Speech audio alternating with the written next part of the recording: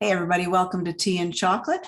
I have the pleasure and honor today to interview Dr. Patrick Price. I'm in Canada, Vancouver, and Dr. Price is joining me from Texas. And Dr. Price is a very unique talent of many things. He's a chiropractor, he's a martial artist, and he's a healer. And you can, let's see, healing will be quite expansive in all the things that he shares today. Such wise words will be, shared. And I met him, quite a few years ago now. And so I'm delighted to see Dr. Price again and to have this conversation. And today we're going to be speaking to what consciousness is, and perhaps other things will weave into this too. So thanks for joining me. And Dr. Price, so good to see you. I'm so excited. You too, Lauren. It's, like we said, it's been 2009, 2010, somewhere around there since I was back up a Canada area. Yeah. A lot has happened since then, as you can imagine. You got so married. Much fun though. The Canadians, I'll tell you what, every time we go up there, it's like a party with you guys. From the healing work to what we do afterwards, the social settings. It was always a lot of fun. I always enjoy being in Canada, especially that area, the Vancouver, Burnaby, really, is where y'all were, Burnaby area. Yeah, that's right. But, so I want to talk to you about your roots first, because if I'm mistaken or not, were you born in Louisiana? That is correct. Okay, I remember that about you. Born on an alligator farm. That's a joke. Okay. I keep believing you. People said, "Did you ride alligators to school?" I said, "Yes, we did. We had them in our backyard like dogs on leashes. We had our own pet alligators." And actually, truthfully speaking, I did have a pet alligator when I was a kid.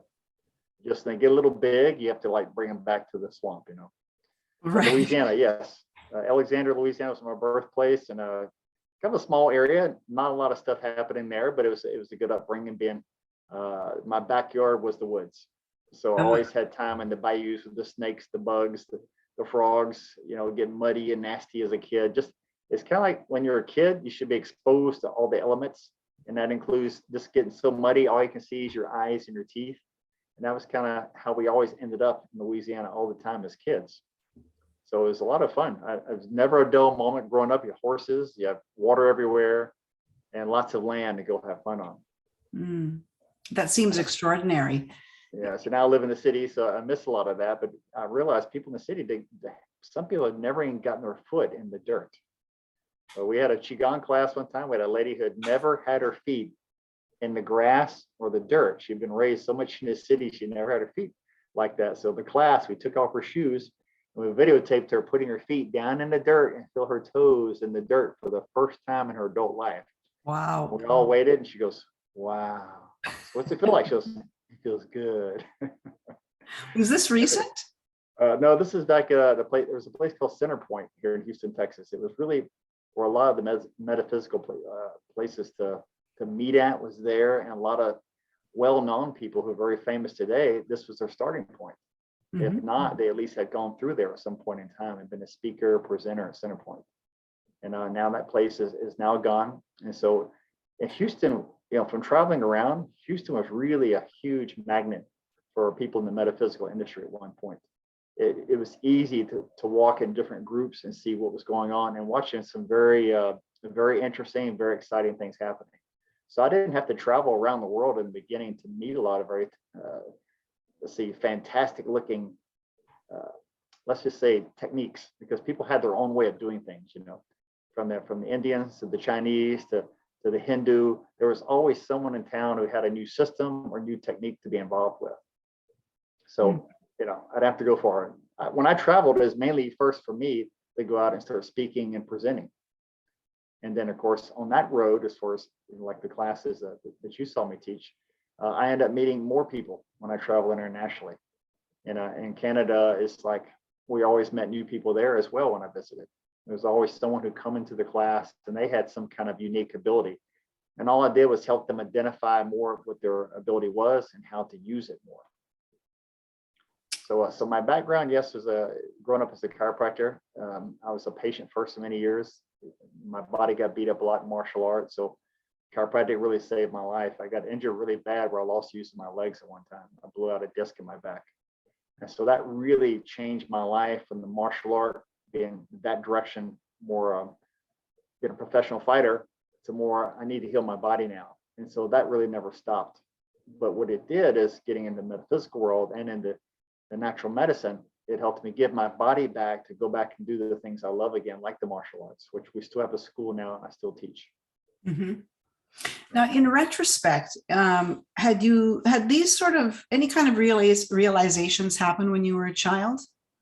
They did. I've had a couple near-death experiences. One day I thought about it, and some lady who was speaking on that subject says, well, usually when you have intuitive abilities, something has happened to you as a child, maybe even at childbirth. And I thought, well, golly, that couldn't be me. And then I realized it was me. When I was 12 years old, I went swimming in the ocean on a trip when everyone was supposed to leave the beach. And I went with a couple of guys, we snuck away and we got in the beach when there were 12-foot waves. And actually was started body surfing for the first time as a kid. And I drowned. They resuscitated me on the beach. And so I never told my parents about it. I was so freaked out about it when it happened to me, because when I went unconscious, I remember nothing. There was no memory whatsoever. Hmm. And then later in life, having other experiences, in 95, I died from getting, actually, strangely enough, I got a flu shot. Okay. I got a flu shot, 104 fever for 4 days, and I checked out on the third day. And Wow. that experience is pretty much what set everything in place today that I do now. It pretty much reset me, and it just woke up my abilities to really, in the beginning, was terrifying. When you start hearing and seeing and feeling things quite differently, you don't have anybody to teach you and show you. And so when that happened to me, I was kind of on my own. And then when the student is ready, though, the teacher does appear. And so because of that experience in 95, teacher after teacher came to me. And they didn't come to me and say, hey, yeah, I'm your teacher. I'm here to teach you these things. It was kind of like I'd meet them and just form a bond with this person. And next thing you know, they're sharing their abilities with me. And a lot of these people that I met along the way, like the Chinese master, we met in Costa Rica. He came back for like a month, ended up staying with me for almost a year. That began a theme in my home. Since I lived by myself, I was single at the time. I'd meet some teacher and say, hey, come back and live with me in Houston. And they would. So over the years, before I got into teaching myself, I always had some teacher living with me. What I would do when I began my chiropractic practice, I'd bring my patients to the house to see them, and they'd perform healings on them. And I got to experience and learn directly with them. And so that was a trade-off. I gave them the people to work on, and they taught me along the way. There was always that exchange and energy. And so that became the best experience of my life in that time, is because I learned to completely 100% heal my spine, which they told me I'd never heal again. And so I still teach full-time that as well, and can do everything I did years ago in martial arts. So that was my experience with my teachers, one after another, for many years. And I think a lot of people may not have that opportunity, but if you look for it and you're willing to do what I did, give up something. And mainly what I had to give up was sleep. Okay. Because some teachers did not come online until 12 midnight. They were not. One lady I trained with for many years, she was a medical intuitive, and she was not awake to midnight. So if you wanted to train with her, you had to give up part of your sleep and come over at midnight and then train with her to early in the morning. And so I did. So I did that for almost 8 years with this one particular person. Wow. I learned some very extraordinary things that I could do with my own body and my own mind. So was it worth it? Absolutely, 110%. What did you learn? What do you think you learned about sacrifice early on in your life, so that you had this intuition and the ability to say, no, you know what, I'm getting up at midnight and I'm going to study with this teacher? Well, one thing, first of all, you gotta decide if this is something that you really feel driven to do. And I knew from my Right. experiences, I knew what was happening to me. I knew the teachers were appearing to me. I knew I was looking for it. So there was no question in my mind whether this was the right thing to do. It was not even, should I do it? Could I do it? I work all day at full practice, go teach martial art class, and then go to her house. So I was really pushing my body to the limits. But because of that, when you get fatigued to a point, and then you start working in the energetic business of the metaphysical world, there was no fatigue. There was no tired. I'd wake up the next day and do it all over again. And for some reason, I never felt tired. Gotcha. When you're working in the light and doing stuff from the heart, Yeah. like they say, the heart has to come on, the chakra system, the pineal gland activates, the crown opens. You're working with the light, so you're not accessing your own energy anymore. You're accessing light. And we talk about consciousness. Well, that's how it is. When you access light, you never get tired. Mm. Beautiful. Are there old traditions of bringing, like, say, teachers in your home? Is that something like an old tradition that?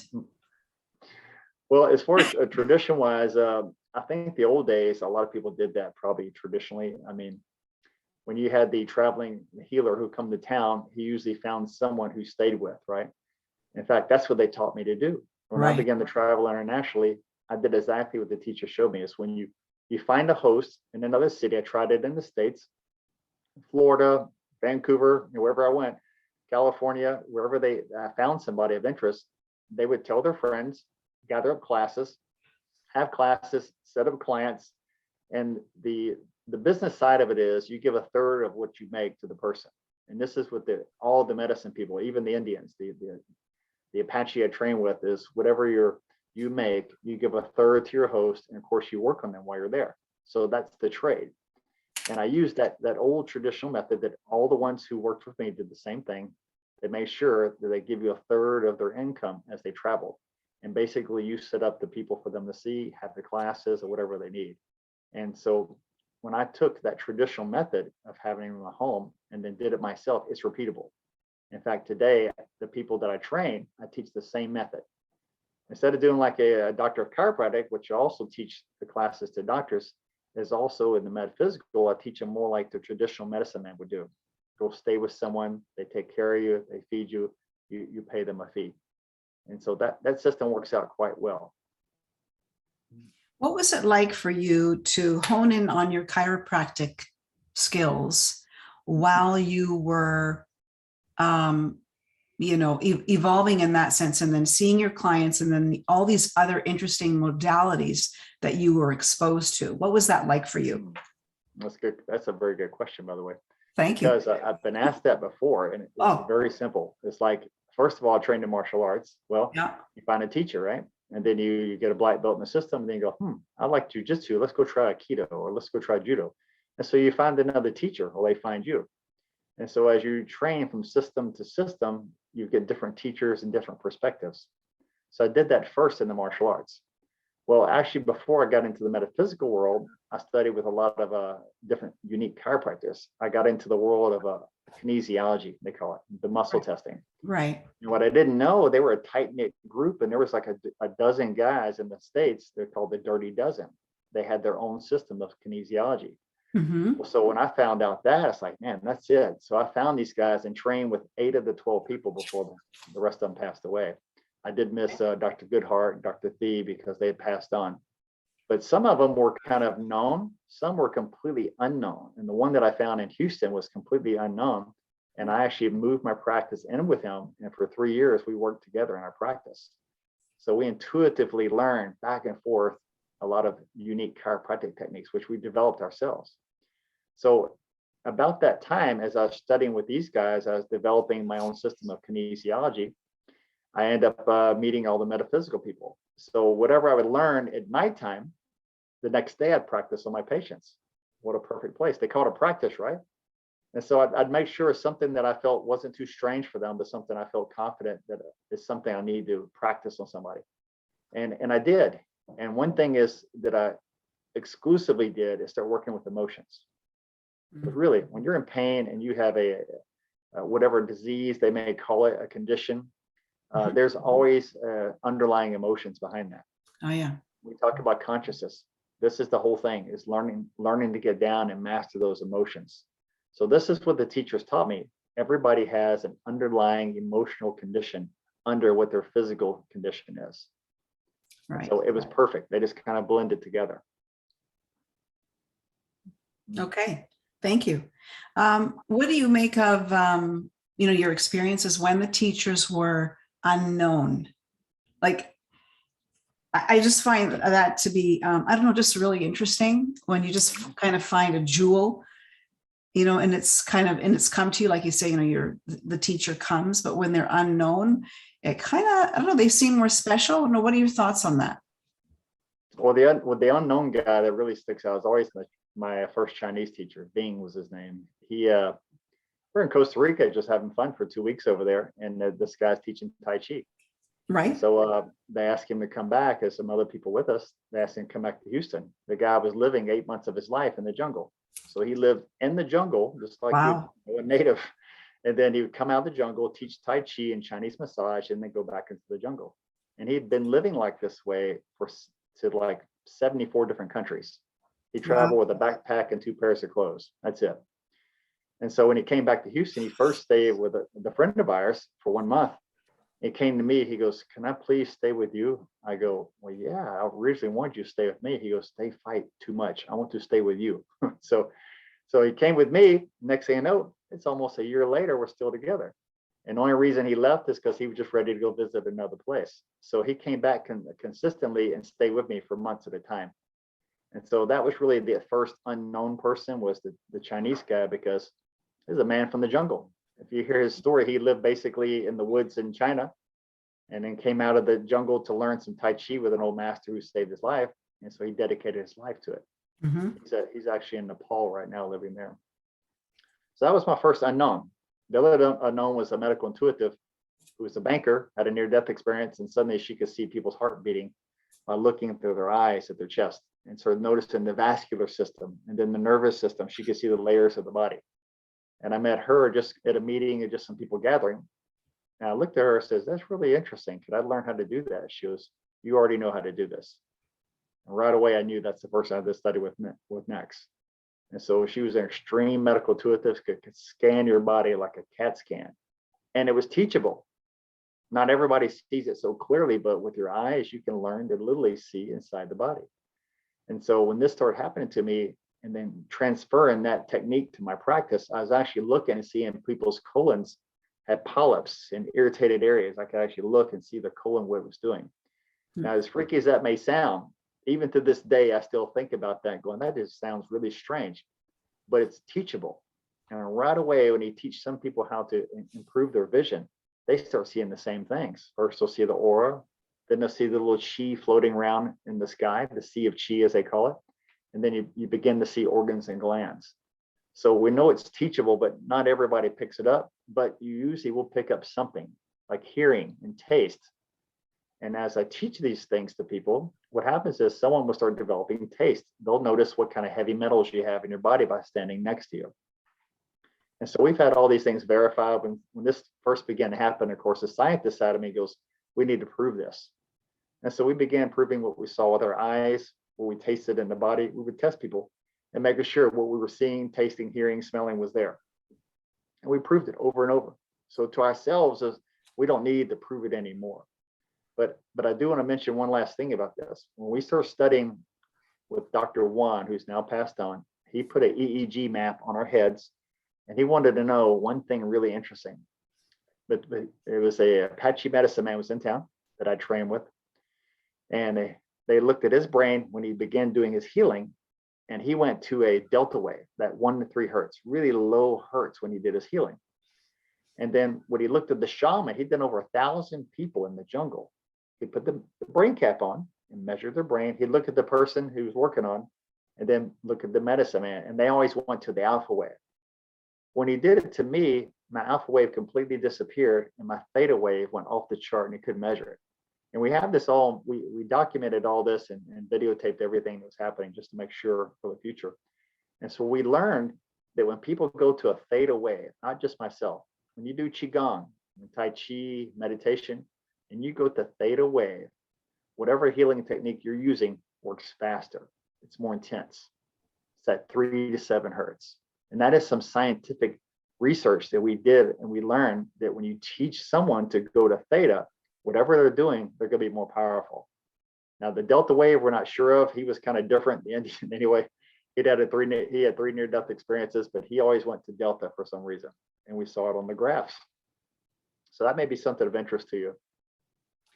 Yeah, I mean, what Dr. Price is talking about, some of the things he was saying is this, the work that he does is called cellular release, correct?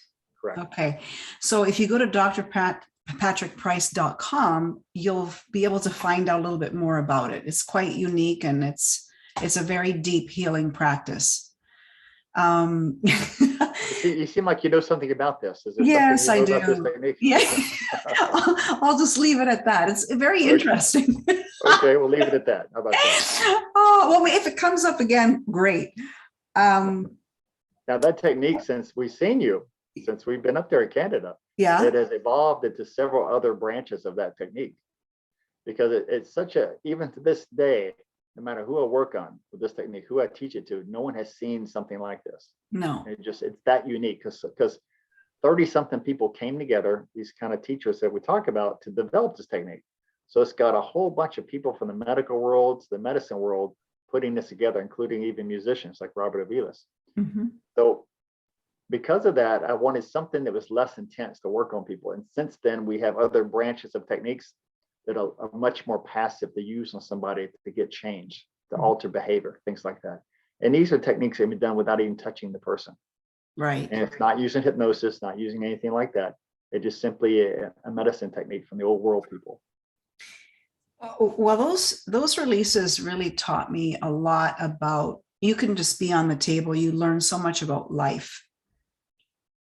Just the power of sound, music, and the power of who we are, actually.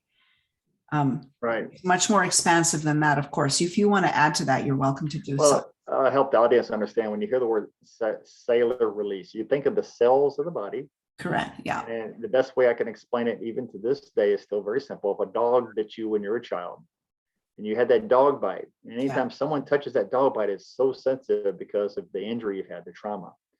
Well, you can go to counseling and have it all worked out upstairs, but still the memory of the incident is still there. It's like someone who's raped, molested, something really bad traumatically happens to somebody.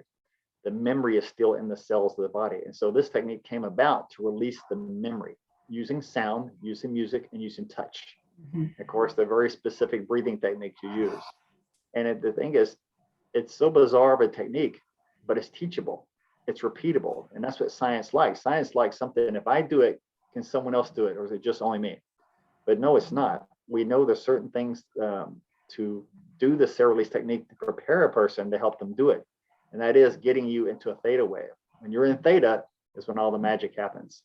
And so a cellular release is when you go in an altered state through breathing and release deep-rooted emotions, traumatic events, past life events, if you will.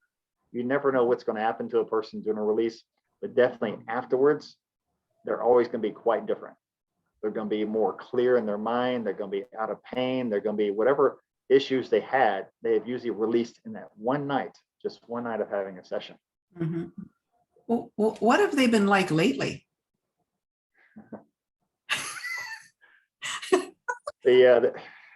Since you've been around, the cellular release guys, it can be something like you watch one of these movies when you go into the tent and they get the fire and people jump around who making all kind of jungle music. You can see this very dramatic event happening. Now, why would something like that happen? Well, think about what happened to the person. Maybe something very dramatic happened to you, right? Yeah.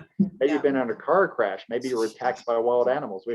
We've had people who've been attacked by sharks, right? Bitten by dogs. Well, whatever happened to you, live the moment. As spooky as that may sound, it's only for a moment though. You relive that experience, and that's how you release it. It's kind of like having a past life session. You relive the moment and then you release it. But it also, at the same time, can be very gentle, very subtle. Right. And the person moves right through it and nothing dramatic happens. But you never know. And that's why the training that we do, we help prepare you for that. And like you said, consciousness, the talk is, you have to be able to work with the conscious mind, the subconscious mind.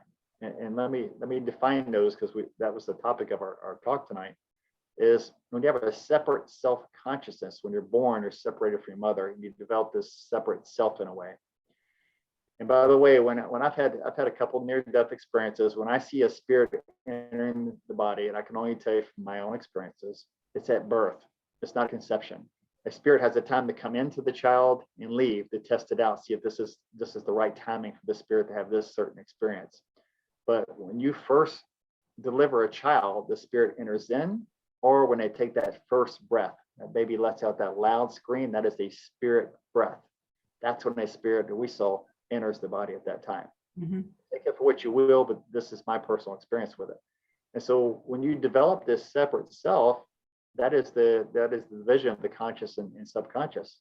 And the conscious mind is you here sitting here listening to what I'm saying and hearing with your logic side of yourself. But the subconscious is where all your feelings, emotions are. Everything about your belief patterns, how you make decisions, what color clothes you're going to wear, how you wear your hair, everything about your belief system in you and your reactions to the world around you or the subconscious mind. And so if your person needs to make change or wants to make change for their body and their mind and their life, they need to approach the subconscious mind. And I don't mean that through a religious, holy person type of experience. You have to have a spiritual experience, which means here's my body, but inside it I have a spirit. So every one of us are spiritual, if you will. Yeah. So your spirit inside this body is having a human experience. And that's the difficulty run in on planet Earth is you're having a human experience, you see. So does that make sense to you? Yeah. That's where the confusion can be. A lot of us like, what am I doing here? Because really most of us, if you think about it, those of you who are listening, what memories do you have of your life? You have memories of your childhood? And most do. If you had traumatic stuff, maybe you forgot some of those. Those are stuff back there somewhere. But most of us don't have any more memory besides this life. And if any of you out there who are listening, you've had a near-death experience and went on the other side for a while, you'll know there's multiple lifetimes we have all lived. Many cultures know this. A lot of the religious teachings, sometimes it was taken out on purpose for control purpose. But remember, you have lived many different lives. And so if you begin to remember, this is what happens when you start having these cellular release and experiences like this, you start to remember your other lives. You start to know why you're scared of spiders, know why your shoulder hurts you all the time because you had an injury. Maybe you died from that accident. Why you have a fear of heights, why you don't like to go fast in a vehicle, why you're scared around horses. It's a past life memory. And you came into this world to experience things to get rid of your karmic debts in a way, if we want to say it that way, and to relieve these things. And so what that ultimately means to you is to master your emotions. So, Oren, that's the whole bottom line here is mastering your own emotions. Okay. We hear about Christ consciousness, right? We hear that phrase, we hear universal consciousness, but what does that mean? Right? Christ consciousness, when you're born, you have 2-strand DNA. But the idea is for you to release these heavy emotions and to start mastering, and you're in control of your emotions and have more strands of your DNA reattach. It is very possible, guys. Babies are being born today with more strands attached. Now, when you get more strands attached, say 12 strands, which our brain is designed to have 12 strands, but we only have 2, and that other junk DNA they see back there is actually your other strands. That is how you reach Christ consciousness. That is when you're in constant communication to the Creator. You wake up, you go to bed, and all day long, there's a constant communication. You don't lose that connection. You have your spiritual moments. Hey, I'm having a spiritual moments, and then it goes away. The idea is to stay in that moment. And that is very difficult as a human being. Does that make sense to you? Yes. Yes. Thank you for all that. Mm-hmm. Your near-death experiences, what did that teach you about death and the process of letting go? Because you've had, several teachers, and I'm curious about what that felt like to finally move on from this teacher. They've made their impact in your life. What was that like? Was that difficult? Well, one thing about teachers is every teacher was very good at one thing, detachment. When the lesson was over, it was over, just like that. Right. And most of us aren't very, very good with detachment. We hang on to old things, old ideas, old friendships. And sometimes you when the friendship's over, it's just like you as close as you are with somebody, suddenly you're trying to talk to each other. It's like talking to a stranger. And I've had these experiences in my past before I understood this. But every teacher taught me one thing. They taught me be able to detach from things. The Chinese guy would say to die to everything. What he meant is detach. Don't be so attached to your car, your material things, people, your job, this relationship. Be able to leave something when the time is up, to let go of things. Right? And the other thing is about judgment. They were always big about not judging others. Mhm. Because one of the things that kills your spiritual life is to judge others. Because no matter what we see and feel today with all the craziness going on, it is very difficult to not judge. We want to take sides. We polarize ourselves. Certainly. And so Yeah. today, for you to master your emotions, you have to not polarize. Right or left, Democratic, Republican, heterosexual, homosexual. It doesn't matter what's going on in the world, is to not polarize, to be neutral. That's resisting of opposing forces, if you look at the definition. That is actually one of the universal laws. So as far as detachment, all you have to do is think about what holds you right now. What is the one thing in life you feel you cannot live without? And this could be if you've been married for a while and you get divorced, or you get older and someone passes away and you lose them, right? Well, remember, you never lose them, because on the other side, it's very much a whole lot of other things still going on. But what's most important for all of you to understand is, if you do not work on mastering your emotions, when you leave this physical body, it's like college. You're going to go to a lower level of existence when you leave here. You're not going to go to the different levels. There are levels on the other side, guys. They say the 7 heavens in some areas. I don't know. I just know there were different levels. And a lower level is, you're going to go into the astral plane, was the first plane around the earth. Mhm. You're going to review your life. God's not going to review your life. You're going to review your own life. You're going to look at yourself, and then you return from the astral plane. All right. That's the lower level existence. And Right. once you get it right, once you come back enough times and make all your wrongs right and truly master yourself, then you move to the higher realms, the higher areas. And it's like going to college, you graduate, and you move on. So the near death, or a death when it's permanent, I've had at least 3. When it's permanent, guys, when you see the white light, people always come back after seeing the white light, right? I did. When you go through the white light is when it cuts the cord. That's when you stay there. That's when your spirit separates from this physical body. Soul from God is the spirit. The soul and spirit are like one. You're the spirit inside the soul. It's like your vehicle, your Merkaba, if some will call it. And so when you go through the light, that attachment is cut, and you leave this physical body permanently. Because you may have heard someone, I saw the light and I come back. Well, they didn't hear them go through the light. Because when you go through the light, that's when the severing happens and you stay there. So most important is to look at the things right now that bother you every day. Your pet peeves, the sounds, smells, certain people, all these things, and just start writing them down. Write them all out. Really write them down so you see them. You want to, because that puts you back into your logic mind, writing. Anybody who's been under kind of mind control programs, these people have been traumatically abused in government, which I've had patients like that, is they have to start physically writing to bring them back into their consciousness of logic, because they lose track of time and reality when they've been thoroughly abused. It's like the one lady, Kathy O'Brien, if you watch her story, she's got a new movie she came out with, guys. It's called Trance. You must watch it. I know Kathy, and it's a very true story what happened to her. So you want to master emotions, write things down, bring it out of space and put it on paper so you can physically see it. And when you write in your brain, something magically happens. You begin to identify in you the things that truly bother you. What was that film called? Trance? Trance. She's wrote many books, Transformation of America. And I first read about her years ago, and I was thinking, I couldn't believe in the early 90s that our government could do something like this. But it's not the government, it's a worldwide cabal, whoever they are, this group that actually take people and put them into slavery programs, all the human trafficking you hear about. And I'm very much a supporter of stopping all this, by the way, guys. Human trafficking is a very real deal. People are into a trance state a lot of times. And so when you come out of it, it's like being traumatized and abused by a bad family. You may have no memory of the past. And when it comes to wake up inside you is when you start to kind of go crazy with yourself.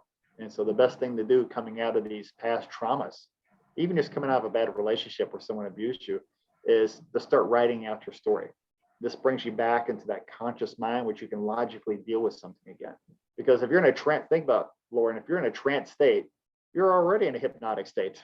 So you need to come out of your subconscious mind, come into your conscious mind to come out of a state like that. Mm-hmm. What was the author's name? Kathy with the C, Kathy O'Brien. O'Brien. Come out, Okay. she's come out with the videos. You can get it, rent it for $12. Watch it online. It's called Trance. Okay. Dr. O'Brien. Very, Well, very good story, guys. so when you are sort of in the service of trafficking, what skills are you using for yourself, for you not to maybe, like, say, attach yourself to a story that you're, I don't know, that you're helping? Like, how do you not get like down about it? Well, that comes along with when you're trained to be a doctor. One thing about it, if any people who are working in the metaphysical or esoteric systems, I don't think it's taught well enough. This is why, as a metaphysical teacher, also, I like to teach students how to detach from things. Because being a doctor, they teach you right away. You walk in a room, see the patient, when you're done, you're done. You put the file away, it leaves your mind. Don't bring it home. Don't bring it home to your family. Don't bring it home. If you get this attachment to a patient, I remember my early years, I'd bring home the pain. I'd come home and my hands would hurt where I worked on the person. Their pain was in my body because I was too attached emotionally to the person. Yeah. It doesn't mean you don't care, but the idea is you must detach from somebody after you do work on them, because if not, you'll take on their symptoms. You'll maybe even take on their emotions. In the metaphysical world, those who do any kind of even massage and body work, is when you're finished, you have a little routine, do some kind of routine to detach. Go home and take a nice salt bath, walk on grass, touch the trees. All these things will help take that energy off your body. There's definitely, if there's something familiar with you, with the person you're working on, that can form an attachment. Like Lauren, if you're working on somebody, maybe you went to divorce and you're working on somebody, she went to the divorce and the same kind of situation came up, right? Well, you would form an attachment to that client. And that's what you don't want to happen. The idea is for you to master yourself as the teacher healer, so you have no more attachments. It is possible. And that way you don't attach to anybody and their symptoms when they come in, because you already know it's their stuff, it's not yours. And moms are tough with that, because mom is like, what's my kid? I have to make his problem my problem. You don't, because when the mother's watching this, or the fathers, when it's your children, their problems are not your problems, it's theirs. You're here to help. You're just here to help them identify it and help them through it. You can't do it for them. They still have to do the work. So when a mother worries about a child, worrying, it's like, he's going to travel out of town. Well, I'm so worried he'll get a flat tire or someone to hurt him. That does nobody any good. Worry. What you do is you consciously see them okay. You consciously get the picture in your mind. You see them arriving. You see them healthy. You see their car is okay. They didn't get a flat tire. But if you start thinking so strongly, like my mom used to do, you get a flat tire on the way, I get a flat tire. Her mind was so strong, you could actually create the situation. I promise you, as you believe, so shall it be. One of the universal laws. What you create, you will experience. So if you create something, you will experience it. Does this make sense to you? Yeah. Part of consciousness. Part of consciousness is understanding universal laws. Right. As soon as you read a universal law of action, for example, law of action means thinking about something, writing it down, speaking of it, and actually taking action to make that progress happen. You are making that phrase, that law, active in your life. So I'll tell people, don't read all the laws, because you'll make them instantaneously active in your life. So the law of attachment, or the law of detachment, if you want. Okay? What this really is the law of attraction, which we know it as. Right. So the law of attraction is if you have a high energy, you attract high energies. You have a low vibration to yourself, you attract low vibrations.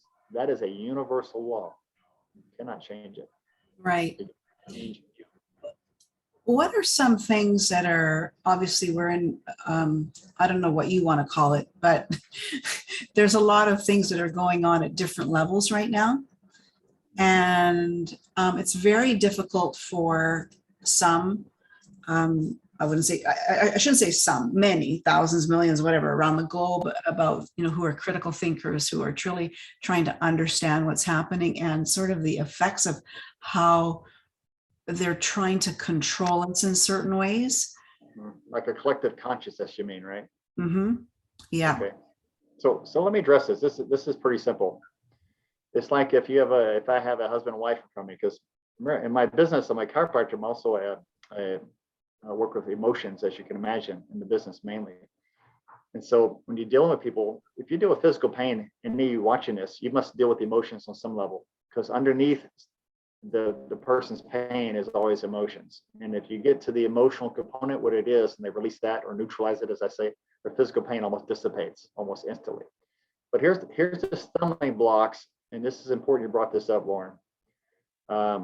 Today, like I said, if I have a husband and wife, I don't want to see them together. Maybe the first visit, I want to see them individually, husband and then wife. And I don't want to hear what the problem is with the other person. What I want to know with the person, what's going on with them as an individual. I want to know where they are. Right. And when you counsel people, and this is the ultimate best way to get to the problem, is it's with the person. It's their past experiences. It's with their mother, their father, how they're raised. So how this husband's treating his wife was how he was treated as a child. He's treating his wife the way he was taught how to treat his wife. And the wife is treating the husband how she was taught how to treat him. It's a belief pattern. This is all in your subconscious, and these things can change. You first have to identify in you where you're judging the other person. And then you have to look at yourself and look at ego. Okay. Ego is the one that really, I find I still need to work on that time. I don't think this is one we ever really get 100% past. Ego is when you choose to do something for yourself. Like the other day I said, I want to go fishing. I have my little kayak boat. I like to get out in the lake, right? Go fish. But it's like, is there something else I should be doing for someone else at this time? Right. But pretty much my life is about that 7 days a week already, night and day. But I'm asking all of you out there, ego is when you choose to serve yourself. It's really simple. So as a group, many of us are choosing to serve ourselves, but I don't think we even understand ourselves to know what we're even choosing. You see, it's all of your belief patterns, and you have to identify why you have a certain belief, why you get upset about this and don't get upset about this. Sure. This is all going back to that belief system that's embedded in your subconscious. Mm-hmm. That's why you take that pencil and start writing stuff out, right? So even people in the metaphysical world, you have spiritual ego. Mm-hmm. Oh, I do my yoga every day. I do my meditation every day. And so I am more important than you. Okay, because I eat vegetarian and vegan and I don't kill animals. And I'm saying this in a way because some people have spiritual ego because they have this lifestyle that they are above you. And this is the biggest stumbling block in the metaphysical arena, because basically I've been in this arena as long as any other, is don't let spiritual ego ruin your day, because none of that becomes spiritual arrogance. Right. And these are the people who karma will hit you harder than the others. Why? Because you already have higher knowledge and higher information. Mm-hmm. Mm-hmm. So you should look at somebody who's down here and lend a hand if you can. Give them an understanding. Right. Just simply like a guy sitting outside the store, sitting on the side of the road. Buy him a bottle of water, buy him some food. The thing is let go of spiritual ego because of what you have, and just help and do a kind, compassionate thing for another human being every chance you get. You don't have to dedicate your life to it. No. But every moment you have an opportunity to do something nice and compassionate and use kindness for another human being, this is what's missing in the world. The ego, excellent advice. Excellent. Spiritual ego, and more. Yeah. And then there's one more, and then there's apathy. Apathy is like the ostrich sticking his head in the sand. Well, if it doesn't affect my job, it doesn't affect my life, it doesn't affect my family, then I'm not concerned about it. Then there's those. Right. Spiritually speaking, you are just as responsible as the others, right? It's not my problem.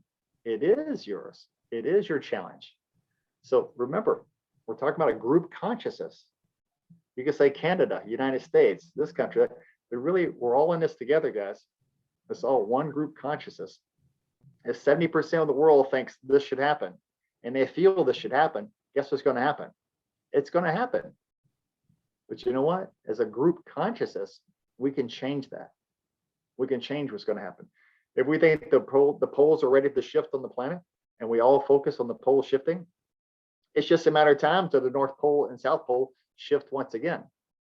And the perfect example of this, if there is a bad group, a cabal around the world, look at the group consciousness they use. They use a universal law to make everyone think they need to be vaccinated in the entire world. And I don't want to get on this bandwagon with us, but notice how strongly the whole world dove into this thing because it's a group consciousness, and that is a universal law. Whatever happens as a group is going to come true. So that means whatever destructive things are happening in the world, we also have the responsibility as a group, as a species, to make change. We have the opportunity. Well, we, our public health minister, or for public health officer rather, for British Columbia, for our specific province in Canada, started off with the narrative of we're all in this together. And I thought, well, that's interesting. How do we actually define that? What does that actually mean? And what does that actually mean today? So it just kind of the mystery schools, what we've lost. Well, what we lost, Lauren. What we lost is the teachings, and the mystery schools go back way before time. Everybody's heard about Atlantis, whether some people believe it or not. Right. I know from military friends, there were books in Iraq, the library there they destroyed, like Egypt's library, that had books on Atlantis, but those books were removed before they burned down these facilities. So we know this kind of place existed at one time. And so the ones who supposedly left during this era, the Atlanteans, is they went to other places and started mystery schools. The Egypt, Andes Mountains, Tibet, these were the highest energy places in the world. Those three main centers, if you look at it. And so this is where the highest knowledge on the planet was taught. When I had a teacher, her teacher got in the Vatican, and she spoke Aramaic and can read it. And remember, that's what the Bible was first written in, was Aramaic, Jesus's handwriting. Not the handwriting of the Bible, but his own handwritten notes were in the Vatican. And she was brought there and got to read these journals, and she didn't know what she was reading until afterwards, and realized she was reading the handwritten notes of Jesus the Christ. And he was talking about where he was gone for those 40 years, and where he would disappear to. He was in Tibet. He was in India. He was studying with the masters in the Hindu. He was studying the meditation, the yoga. He was studying the Andes Mountains. He went to Tibetan masters. So that would only make sense, that a master would go to meet the other masters on the planet, would it not? And so with all of us together, this mystery school knowledge that was handed down from these places has been destroyed over the years. If there's a darkness over the planet, it's those who destroy knowledge, old knowledge. Because if everyone listening right now would have just a small percentage of mystery school knowledge, you'd know what I'm saying is the truth. Because the truth is the truth, no matter where you go in the world, no matter what language you speak. And those are the universal laws. And mastering the emotions is part of the mystery schools. When you became a high priest in Egypt, it took 15 years. Why? Because they were drowning them, putting snakes and spiders on them, putting them in heights. There's plenty of old books that talk about the details of what they did, how they had to dive in the water, like 15 feet to these holes, and come up, and there's all these crocodiles waiting for them. But the teachers had fed the crocodiles, so they fooled them, right? But of course, they had a near-death experience seeing the crocodiles in the water. So they did a lot of very, very dangerous things to these teachers. But what were they doing? Mastering their emotions, removing fear. So if each one of us today can do one thing as a group consciousness, we can do something to help the planet, to help our species. We must work on our own personal fears, just like the husband and wife I've been counseling. You must individually, not you do it, you do that. We point fingers at people. You point the fingers at yourself. The man in the mirror, Michael Jackson said it, right? Right. You must be responsible for your own emotions and deal with your own stuff, guys. That's where it starts. Right. So if you need a starting point, learn the first universal law. Okay? As you believe, so shall it be. Then what you create, you will experience. Okay, those kind of laws. So I'm curious about something without judgment. I've just got a couple of questions before we part, but without any judgment, more of an observation. We oftentimes in spirituality, we think about, I know probably in the martial arts, it's very more on the masculine side, but what can you say to the men today? Because we have lots of women's empowerment circles these days, and there are men's groups, but what's your observation today between men and women? How can we unite better? Once again, Lauren, you have some great questions today, because this is my only complaint today, guys, is that men. Hopefully men are watching this video, because Okay. 70%, 80% of our classes are always women. And we know about the age of Aquarius. We know what this means. This Right. new age, or mystery school knowledge means, it doesn't mean women are taking over the planet. They're not Amazon's taking over. It means women and men need to be equal. Men have ruled the planet for a long time. And we've kind of done things not so nice to the planet. It's like, hey, there's, and the women go, no, the penguins can stay. We can take care of them. Then they want to balance it with nature. And this is what's missing on the planet, is have feminine and male energy working as one. Okay. You have one of the laws of gender. It's one of the laws. The laws of gender is each one of us, and this is the men, hopefully the guys are hearing this right now, is you must have balanced female and male energies in your body. Okay? The law of gender, balance masculinity and feminine energies, right? So that means you must be able to use your logic to analyze things and think about things. And you must use your intuitive abilities to be able to feel things deeply and use those together as one. And so male logic works great for solving a lot of things, but women's intuition helps see the future and where things are going. So think about this, men and women coming together, and my wife and I are a perfect example. We work as one piece. No one person cleans the kitchen, cooks the food. We work as one. Whatever one thing needs to be done in the house, in the business, to keep our lives balanced, is we share the load. And so feminine power is coming in power because it needs to be equal. And that's what's wrong for our planet right now, is the male ego, the male masculinity has still been dominating the planet. Guys, it's not something against us, right? I'm not against men, but guys, please, when we teach these classes, even classes about breathing, classes develop your feelings, intuitions, how things feel. It is so extremely important for more men now to get involved. Because if you want to help this planet, you want to help yourself, you want to help your family, your children, your grandchildren, you must help yourself by getting involved in something to find out more about who you really are. You're not on this planet just to have babies, just to raise a family, just to have this job. You're here just as much as many women are doing, is finding out what emotions make you really tick on the inside, what things really bother you. How do you balance and master your own personal emotions? And as far-fetched as this may sound to some men, guys, I'm much older than I look. And believe me, I'm still on that path of mastering emotions. Being from a small town, I had a lot of things to let go of, a lot of things to balance, but you must balance inside you, male and female. The balancing of energy, the creative force of the universe, is the balance of opposites. Polarity, being in the middle, that means male and female are one. So hopefully men that are watching this right now understand that if you want to help the planet, it's not to get upset, not to get mad, not think it's just too goofy or look stupid to do these type of classes. When men take these classes, they get more out of it than a lot of women, because they finally understand. It's like, wow, man, I'm feeling alive again. I didn't realize that this stuff that happened to me as a kid was really bothering me. When they let go of it, they start enjoying how they feel with themselves again, enjoying more than they did before. Right. So So does this make sense with you? yeah. So we basically have our men are sort of in a system where it doesn't really nurture a part of them. Is that what you're also saying? They need to find out what makes them tick a little deeper than just the outside. Just hanging out, having a beer with their friends, that's not enough. You need to find out how your friends really feel. If you're hanging out with the guys, you need to have your friends tell you how they really feel about something, how they, not that they're upset about something, but how they feel about themselves. Like, I'm really angry. I'm really sad. I'm really lonely. I'm really, my ego is so big. I thought I'd let you know that my ego is very big today.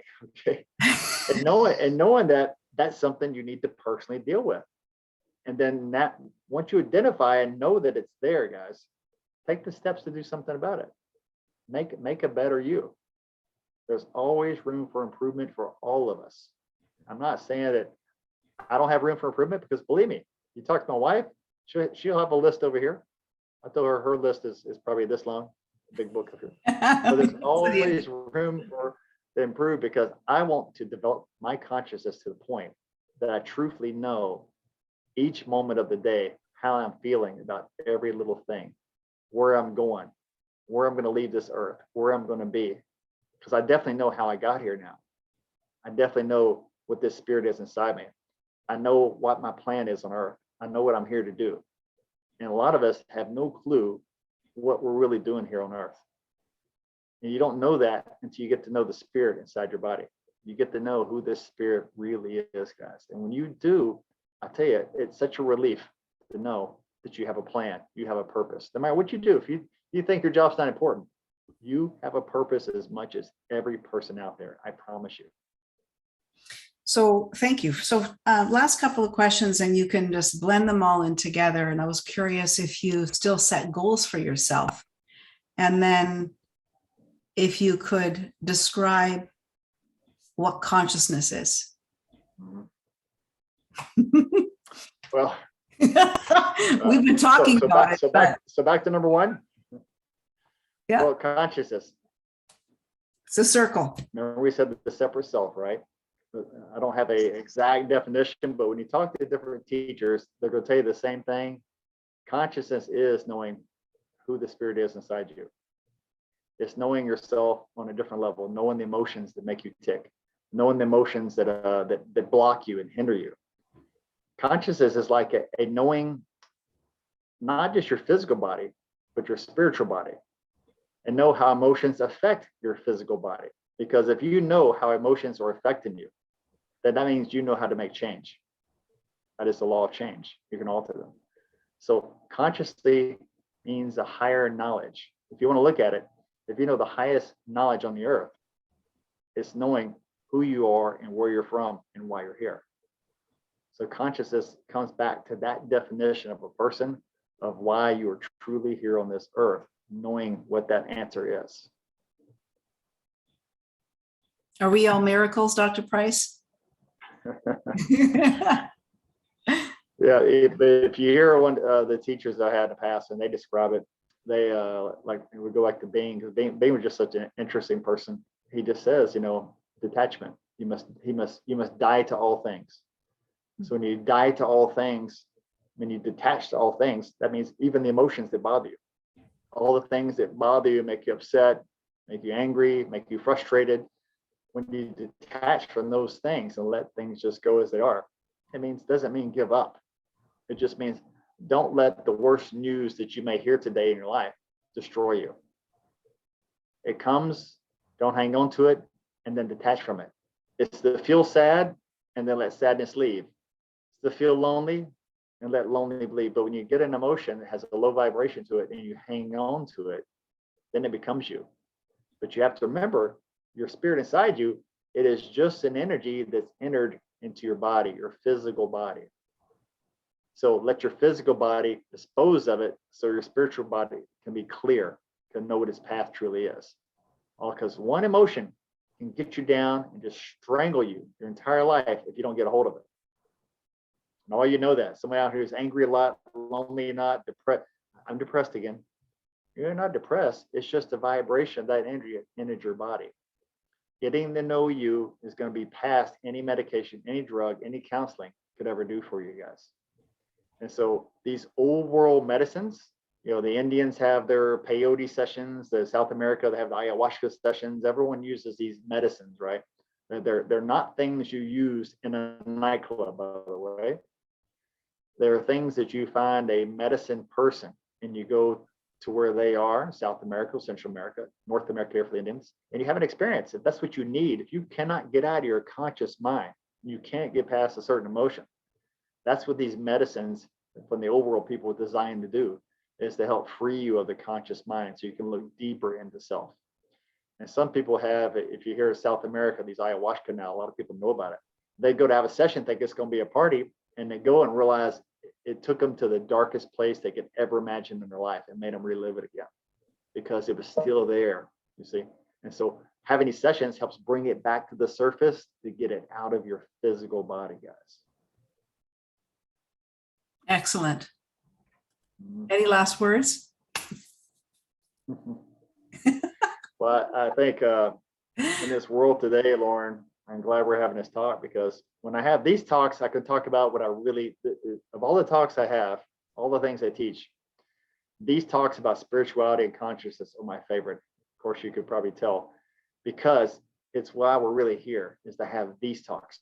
not to talk about what I'm going to eat next week, tomorrow, where we're going to go visit next, what vacation I'm taking, what new vehicle, what's the fastest motorcycle in the world. Those are great. Those are all the material world. But when you go deeper, and some people just don't want to look, I challenge each of you watching this is go deeper, no matter what you don't like that you see on the inside. All you need to do is look past the illusions, because these are illusions, guys. If there's ever a darkness, you believe in a satanic energy, it is the illusion of the darkness in you. And once you look past that illusion, I'm overweight, I'm skinny, I'm stupid, I'm done. Those are illusions. You have to look past the physical and see the spiritual, and you realize there's something very special in each and every person, no matter how dark you think some people are. He says he has a dark soul. Actually, the darkness is around his soul. Okay? But if you go into a person's soul and their spirit, there is always light.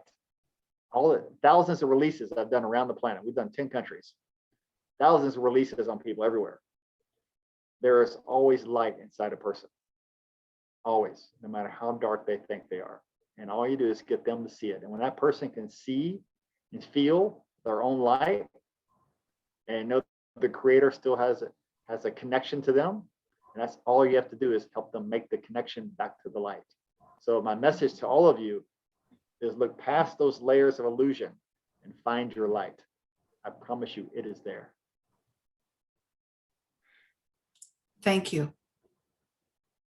Thank you. Thank you.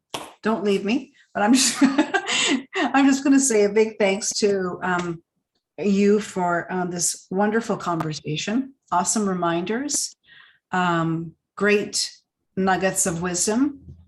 I appreciate you being with me today, and to all the people that are watching. I hope that you got so much out of this conversation, and go to drpatrickprice.com. If you want to learn more about what he does and his practice and some of the things that he suggests that you can do, from detoxing to supplements. And, he's obviously quite vast. So you're welcome to do that. And thanks for joining me, and take good care of yourselves. You're welcome. And Lauren, thank you so much for having me. It's great to see you again. And yes, clean your colon, clean your liver and gallbladder out. That is part of the process. Thank you. That is necessary. Those are necessary, guys. All righty. Thank you.